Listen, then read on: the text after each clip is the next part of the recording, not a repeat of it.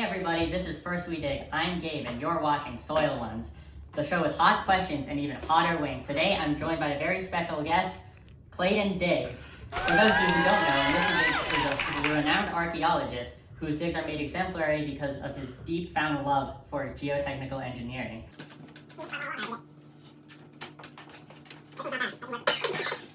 Level 1, we'll work our way up.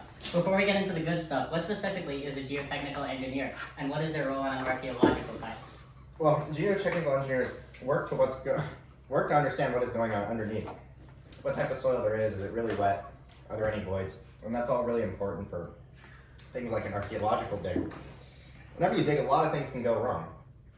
We try to contain and prevent things like cave-ins and collapses that can cause harm to both workers and monuments. This isn't unique to archaeology per se.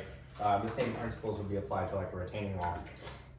But I really like applying these things to items of cultural significance, whether that be maintaining dig sites or things like historical monuments. God, dude, these are really hot. And so you're saying that you could sort of idealize this incident as a retaining wall collapse? Yeah, you can. I'm so glad you asked.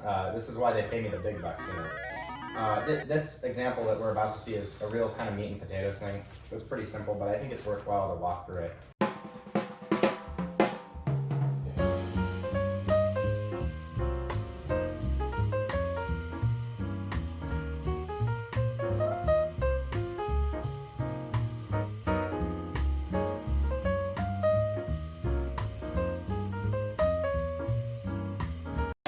Bro, there is no ramp up, bro.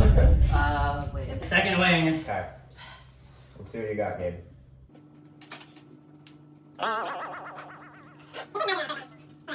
Okay, Clay, I've taken a bit easy on you so far, but I didn't bring you here for an interview because you can show us a retaining wall. What about safety measures that geotechnical engineers are involved in within a much broader project?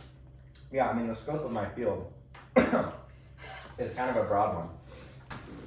Anyway, the Leaning Tower of Pisa. Let's please talk about Pisa. The Pisa project combined pretty much everything that I love about both historical monuments and geotechnical engineering. Construction on the tower began in 1173, and almost nothing regarding geotechnical engineering had been developed yet. But first, I know you're just dying to ask. Why does it tilt? Indeed. Why does it? The subsurface characterization of Pisa is really bad.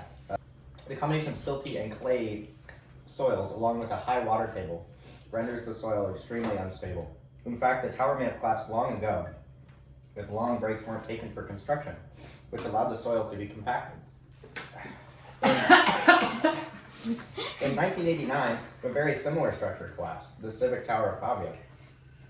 Engineers became concerned because the structure dated to a similar time as the Tower of Pisa and possessed similar masonry and design characteristics. The Tower of Pisa was immediately closed to the public, and I helped develop a long-term plan to stabilize the tower. First, we used massive counterweights to apply a corrective moment to the structure. This worked to promote safety in the short term, but we needed a better geotechnical solution. Yeah, that makes sense. But what could you guys even do in that scenario?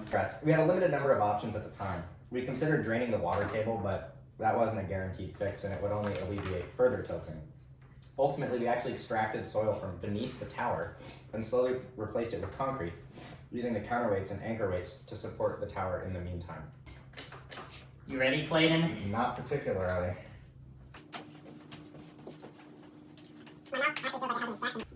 Clayton, you've reached the last wing.